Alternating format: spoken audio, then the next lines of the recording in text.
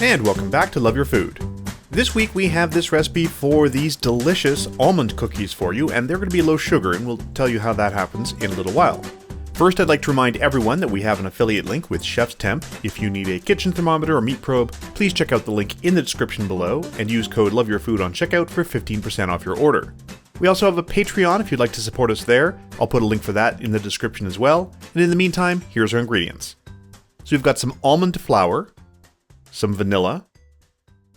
So we're using 2 different kinds of dietary fiber, some brown sugar, xylitol, baking powder, and salt, an egg, some butter, some chocolate chips, some almond butter, and some slivered almonds. So it's a very almond-forward recipe.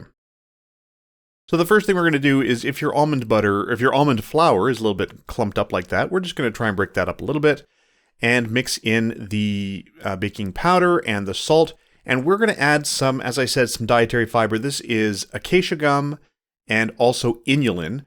And it's really good for you to have a lot of dietary fiber. It also lowers the glycemic index of foods that have high sugar. Now this has reduced sugar because we're using xylitol, but it also has brown sugar in it. So we're just using a little bit of dietary fiber in there. It's good for your guts. So we're going to add the brown sugar and the xylitol in there, a little bit of the vanilla. And if your brown sugar is a little bit clumpy like ours, this is a great time to soak the vanilla into it to let it kind of dissolve a little bit. Makes it easier to mix in. You can see right away it starts to fall apart. In goes the butter. And again, we're trying to get everything off of the fork and out of the dish. Don't forget to scrape all of your items. In goes the almond butter. And this is pretty easy to find in most places now. There are a few companies that make a really nice almond butter around here. We're using one of the store brand ones. And if you can't find that, there are stores that will let you grind your own nut butters. So you can always give that a try.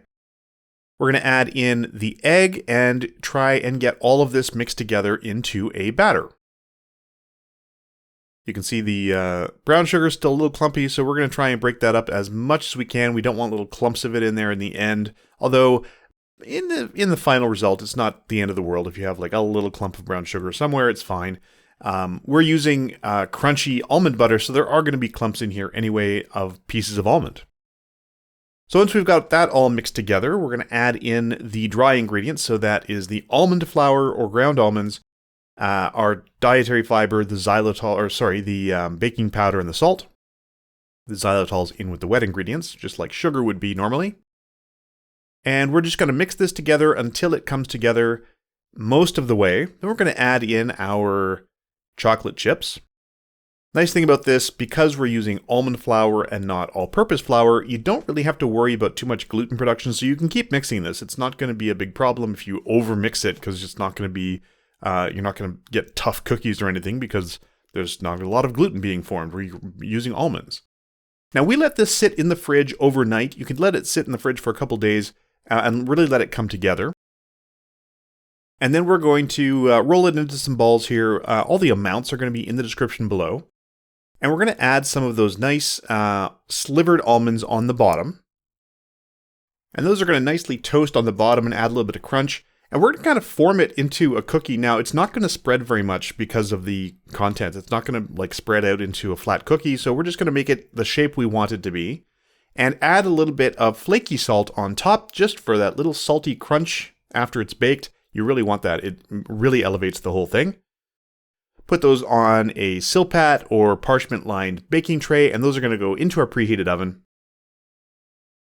And when you see they've got a little bit of brown, you can see they're nice and toasty on the sides there. These are done. These are fine. They aren't going to, like I said, they're not going to spread out, but those almonds on the bottom are going to get nice and toasty. You can see there, they're nice and toasty on the bottom. And when you break it open, you can see they are nice and fluffy on the inside. And because of all of that almond butter, they remain really moist. The chocolate chips really add a really nice flavor to it, and that bit of flaky salt on top, 100% required. You need to do that. It is so good. So we hope you'll give this one a try. That's it. If you like this recipe, please do like and subscribe, and if you have any recipes you'd like to see Chef Caleb try on the channel, please let us know in the comments below. We'd like to thank our patrons over on Patreon. If you'd like to support us there, I'll put a link for that in the description below as well. And remember to love your food.